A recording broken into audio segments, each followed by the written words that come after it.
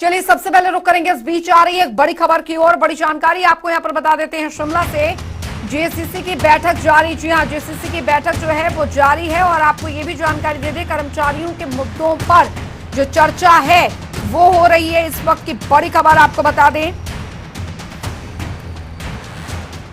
तो बता दें आपको इस वक्त की बड़ी खबर आ रही है। राजपत्रित कर्मचारी महासंघ भी मौजूद हैं। तो शिमला से बड़ी खबर, 26 मुख्य मांगों पर चर्चा जो है वो यहां पर की जा रही है। इस वक्त की बड़ी खबर शिमला से आ रही है। जेसीसी की बैठक फिलहाल जारी है। इस वक्त की बड़ी खबर आपको बता रहे हैं। शिमला से कर्मचारियों के मुद्दों पर चर्चा जो है वो की जा रही है। तो बड़ी खबर, मुख्य सचिव के साथ सभी सचिव भी मौजूद हैं। जेसीसी की बैठक फिलहाल जारी है। जानकारी आपको दे दें, शिमला से राजपत्रित कर्मचारी महासंघ भी इस मौके पर मौजूद हैं। ये इस वक्त की बड़ी खबर शिमला से आ रही। 26 मुख्य मांगों पर चर्चा जो है वो यहां पर की जा रही है इस बैठक में। तो जेसीसी की बैठक क्योंकि काफी लंबे समय बात हो रही है वो फिलहाल जारी है और कर्मचारियों के मुद्दों पर चर्चा हो रही है। तो जेसीसी की बैठक से बाहर आने के बाद सीएम जयराम ने कई घोषणाओं के बारे में भी जानकारी दी। आइए सुनाते हैं आपको क्या कहा सीएम जयराम ठाकुर ने। मैं इतना ही कहना चाह रहा हूं कि कर्मचारियों की एक बहुत महत्वपूर्ण भूमिका हिमाचल प्रदेश में रहती है और निश्चित रूप से हिमाचल प्रदेश के विकास में गति देने के लिए प्रदेश सरकार की योजनाओं को जमीनी स्तर पर पहुंचाने के लिए कर्मचारियों का एक बहुत बड़ा कंट्रीब्यूशन है और कर्मचारियों के सहयोग के लिए ये सरकार है। और निश्चित रूप से लंबे समय से मांग थी कि हमारा इस कर्मचारी महासंघ का गठन होना चाहिए, जेसीसी की बैठक होनी चाहिए, कर्मचारियों के जो मुद्दे हैं उनको सुनना चाहिए, समाधान करना चाहिए। तो आज जेसीसी की बैठक हमारे ये पहली बार बैठक हो रही है और कोविड के दौरान भी कर्मचारियों ने बहुत बड़ा योगदान दिया है, बहुत बड़ा उनका सहयोग रहा है। तो इसलिए उनका भी धन्यवाद, उस सहयोग के लिए भी धन्यवाद करता हूं।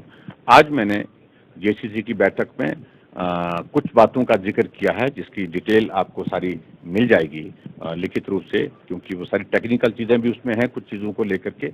और मैं समझता हूँ कि कर्मचारियों को एक बहुत बड़ी राहत हमने सरकार में आने के पश्चात जो है, जो उनके बड़े इश्यूज थे, मुद्दे थे, जिन मुद्दों को लेकर के वो हमेशा प्रयत्नशील रहते थे कि हमारी इन समस्याओं का समाधान करें, उन समस्याओं के समाधान की दृष्टि से हमने अब शुरुआत की है और निश्चित रूप से इसमें कर्मचारियों को लाभ मिलेगा। और कुल मिलाकर के मैं समझता हूं कि लगभग 7,500 करोड़ रुपए से ज्यादा के वित्तीय लाभ कर्मचारियों को जो मैंने आज घोषणा की है उसके माध्यम से प्राप्त होंगे। तो मुख्यमंत्री जयराम ठाकुर को आप सुन रहे थे। फिलहाल घोषणाओं के बाद मीडिया से रूबरू होते हुए उन्होंने ये बातें जो हैं वो मीडिया के सामने रखी हैं। फिलहाल इस खबर पर ज्यादा जानकारी के साथ हमारे सहयोगी अंकुश डोभाल हमारे साथ न्यूज रूम से सीधे जुड़ गए हैं। अंकुश, फिलहाल आज बड़ी घोषणाएं जो है मुख्यमंत्री की तरफ से कर्मचारियों के संदर्भ में की गई है और काफी समय से जेसीसी की बैठक को लेकर भी मांग यहां पर की जा रही थी जो कि अभी फिलहाल जारी है। लेकिन मुख्यमंत्री ने जो घोषणाएं कर्मचारियों के लिए की है, कितनी राहत इसे समझा जाए कर्मचारियों के लिए प्रदेश के? साल के लंबे अंतराल के बाद जेसीसी की बैठक आज हिमाचल प्रदेश में हुई और एक लंबे समय से इंतजार किया जा रहा था। पहले 30 सितंबर को ये बैठक होनी थी, लेकिन उस समय उपचुनाव की वजह से आचार संहिता लगी और ये बैठक टल गई। 6 साल का इंतजार कर्मचारियों को करना पड़ा, लेकिन अब बड़ी घोषणाएं मुख्यमंत्री जयराम ठाकुर की ओर से की गई है। मुख्यमंत्री जयराम ठाकुर ने कहा है कि जनवरी 2021 से जो नया वेतनमान है उसका लाभ जो तमाम कर्मचारी हिमाचल प्रदेश के उनको मिलेगा। चूंकि हिमाचल प्रदेश में अगले साल चुनाव भी होने वाले हैं, ऐसे में भी इसे इन घोषणाओं को जोड़कर देखा जा रहा है, क्योंकि हिमाचल प्रदेश के जो कर्मचारी वर्ग है करीब 3.25 लाख कर्मचारी हिमाचल प्रदेश में। इसके अलावा अगर पेंशनर को भी इसमें जोड़ दिया जाए तो 4.25 लाख कर्मचारी हिमाचल प्रदेश में हो जाते हैं। यानी कि कितना बड़ा वोट शेयर इनका हिमाचल प्रदेश में है, इससे भी इसे जोड़कर देखा जाना बहुत जरूरी है। इसके अलावा जो राहत मुख्यमंत्री जयराम ठाकुर ने इस बैठक में दी है, चूंकि अभी ये बैठक जारी है, लेकिन इस बैठक के दौरान जब मुख्यमंत्री शुरुआत के 1 घंटे में इसमें शामिल हुए तो उन्होंने कई घोषणाएं इसमें की। 6 से 7 घोषणाएं मुख्यमंत्री जयराम ठाकुर ने की है। इसके अलावा जो हिमाचल प्रदेश में सरकारी नौकरी के लिए 3 साल का कॉन्ट्रैक्ट किया जाता था उसे अब 2 साल कर दिया गया है। ये भी एक बड़ी राहत जो तमाम लोग हैं उन्हें मिली है। ये भी 30 सितंबर से लागू होगा। 30 सितंबर वही तारीख है जब हिमाचल प्रदेश में उपचुनाव थे। क्योंकि ये बैठक आचार संहिता की वजह से नहीं हो पा रही थी, इसलिए 30 सितंबर से लाभ देने की घोषणा की गई है। इसके अलावा जो वेतनमान का लाभ हिमाचल प्रदेश के कर्मचारियों को मिलना था, जो केंद्र सरकार के कर्मचारियों को साल 2016 से मिल रहा है।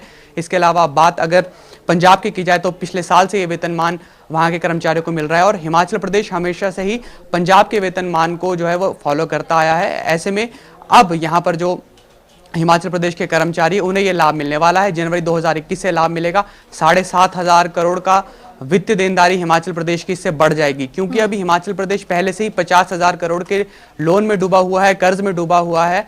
ऐसे में और 7,500 करोड़ का जो अतिरिक्त बोझ है हिमाचल प्रदेश पर, वो पड़ जाएगा। तो कहीं ना कहीं हिमाचल प्रदेश में वित्तीय देनदारी बढ़ेगी, लेकिन सरकारी कर्मचारियों को राहत देना बहुत जरूरी हिमाचल प्रदेश के लिए था, क्योंकि एक बहुत बड़ा वर्ग हिमाचल प्रदेश में सरकारी कर्मचारियों का है। जिस तरह से उपचुनाव की बात की जाए या फिर साल 2022 में होने जा रहे विधानसभा चुनावों से जोड़कर देखा जाए तो कई चीजों से इसे महत्वपूर्ण माना जा सकता है। अंजलि, बिल्कुल, जाहिर तौर पर वित्तीय जो बोझ है वो यहाँ पर पड़ेगा। राज्य पर वित्तीय बोझ कितना पड़ेगा, किस तरीके से इसका पूरा खाका जो है वो यहाँ पर तैयार किया जाएगा, और कर्मचारियों को खासकर जो पेंशनर्स हैं उन्हें कितना लाभ यहाँ पर होने जा रहा है इस घोषणा के बाद? बिल्कुल देखिए जी, निश्चित तौर पर लंबे समय से इंतजार, चाहे वो कर्मचारी हो चाहे पेंशनर्स हो, वो इंतजार कर रहे थे कि उन्हें लाभ दिया जाए। अब जो टीए और डीए है या फिर डीएस है, उसकी जो है उसको भी जनवरी 2021 से दे दिया गया है, यानी कि जो उसको भी पहले से लागू कर दिया गया है। जो बीते 7-8 महीने गए हैं, अब 10 महीने का समय हो गया है, उसे फरवरी 2022 में देना शुरू कर दिया जाएगा। लेकिन ये जो लाभ मिलेगा ये जनवरी 2021 से मिलेगा, यानी 1 साल की जो पेंडिंग पेमेंट भी तमाम कर्मचारियों की थी या पेंशनर्स की थी वो भी उन्हें दी जाएगी। तो एक बहुत बड़ा लाभ हिमाचल प्रदेश के कर्मचारियों को मिलने वाला है। जैसे मैंने बताया कि पेंशनर्स और कर्मचारियों को मिलाकर 4.25 लाख कर्मचारी हो जाते हैं, क्योंकि उनका परिवार भी बहुत बड़ा होता है। ऐसे में कितना बड़ा वोट शेयर उनका हिमाचल प्रदेश में, इससे भी जोड़कर इसे देखा जाए। इसके अलावा पुरानी पेंशन स्कीम को बहाल करने की मांग लगातार की जा रही थी। हालांकि पूरी तरीके से तो इसे बहाल नहीं किया गया है, क्योंकि पहले ही मुख्यमंत्री जयराम ठाकुर ने कई बार इस बात को स्पष्ट किया था कि हिमाचल प्रदेश इस तरह की वित्तीय स्थिति में नहीं है कि पुरानी पेंशन स्कीम दी जा सके। इसीलिए साल 2009 में जो अधिसूचना जारी की गई थी, उस अधिसूचना को लागू कर दिया गया है। उसके मुताबिक जो तमाम दिव्यांग है या फिर जो कर्मचारियों की जिनकी मृत्यु जॉब के दौरान हो जाती है, उनके परिवार वालों को जो है वो नौकरी मिल सके, साल 2009 की अधिसूचना को इसमें लागू किया गया है। तो कहीं ना कहीं लाभ जो है वो हिमाचल प्रदेश के कर्मचारियों को मिलने वाला है। इसके अलावा जो जलवाहक कर्मचारी हिमाचल प्रदेश में होते हैं, जिनको एमटीएस के आधार पर भर्ती किया जाता है, उनको करीब 13 साल पर अनुबंध में रहना पड़ता था, लेकिन अब उनका 1 साल घटा दिया गया है। हालांकि उनकी मांग ज्यादा थी कि अनुबंध को और ज्यादा कम किया जाए, लेकिन सरकार ने उन्हें हल्की राहत दी है, छोटी राहत दी है, लेकिन बावजूद इसके उनके लिए भी एक बहुत बड़ी राहत इसे माना जा सकता है। हिमाचल प्रदेश में जिस तरह से कर्मचारियों का एक अच्छा खासा दबदबा राजनीति में ही नहीं पूरे हिमाचल प्रदेश में देखने को मिलता है, तो उससे कहीं ना कहीं सरकार के ऊपर भी दबाव था कि क्योंकि 6 साल से बैठक नहीं हुई थी, 2 साल से अगर कांग्रेस के कार्यकाल की बात की जाए, क्योंकि बीजेपी सरकार जब से प्रदेश में आई है, जयराम सरकार, पहली बार 4 साल के कार्यकाल में जेसीसी की बैठक हुई। अंजलि, बिल्कुल अंकुश, फिलहाल अभी क्योंकि बैठक जो है वो अभी भी जारी है, घोषणाएं मुख्यमंत्री ने यहाँ पर जरूर की है, लेकिन इन घोषणाओं से, क्योंकि कर्मचारियों का एक बहुत बड़ा वर्ग हिमाचल प्रदेश में है, जाहिर तौर पर उस पर यहाँ पर एक बहुत बड़े स्तर पर ध्यान दिया गया है, लेकिन इन घोषणाओं से कर्मचारियों को कितना संतुष्ट जो है वो यहाँ पर किया जा सकता है?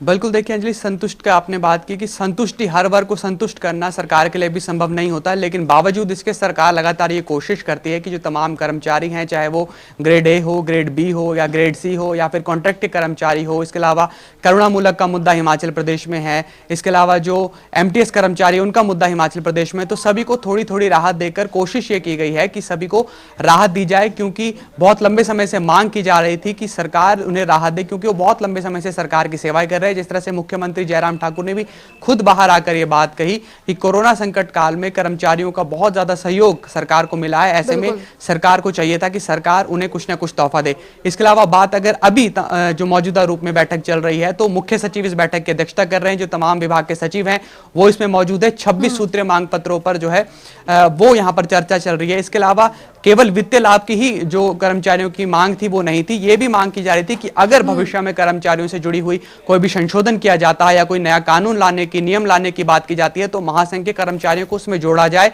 बिना महासंघ को अपने साथ लिए गए कोई भी ऐसा डिसीजन ना लिया जाए, ऐसा निर्णय ना लिया जाए जिससे कर्मचारियों को नुकसान हो या फिर लाभ हो, यानी कि उन्हें जोड़ने की बात यहाँ पर बार बार महासंघ की ओर से की जा रही थी। माना यह जा रहा है कि सरकार इस पर भी कोई बड़ा निर्णय ले सकती है। जो तमाम कमेटीज बनती हैं अलग अलग चीजों को लेकर, उसमें भी इन कर्मचारियों को शामिल किया जा सकता है ताकि कर्मचारियों को संतुष्ट किया जा सके।